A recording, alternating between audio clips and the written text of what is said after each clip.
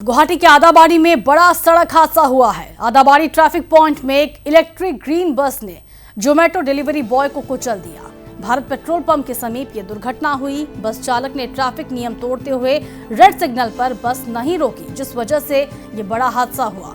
गंभीर हालत में घायल युवक को अस्पताल में भर्ती कराया गया। घटना की सूचना मिलते ही पुलिस मौके पर पहुंची। इधर घटना से गुस्साए लोगों ने अन्य इलेक्ट्रिक ग्रीन बसों पर अपना गुस्सा उतारा। तो गुवाहाटी के आदाबाड़ी की ये घटना है, जहां बड़ा सड़क हादसा हुआ।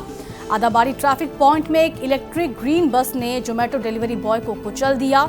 भारत पेट्रोल पंप के समीप ये दुर्घटना हुई। बस चालक ने ट्रैफिक नियम तोड़ते हुए रेड सिग्नल पर बस नहीं रोकी, जिस वजह से ये बड़ा हादसा हुआ। गंभीर हालत में घायल युवक को अस्पताल में भर्ती कराया गया। इस बीच घटना की खबर मिलते ही पुलिस मौके पर पहुंची। वहीं घटना से गुस्साए लोगों ने दूसरे इलेक्ट्रिक ग्रीन बसों पर अपना गुस्सा उतारा।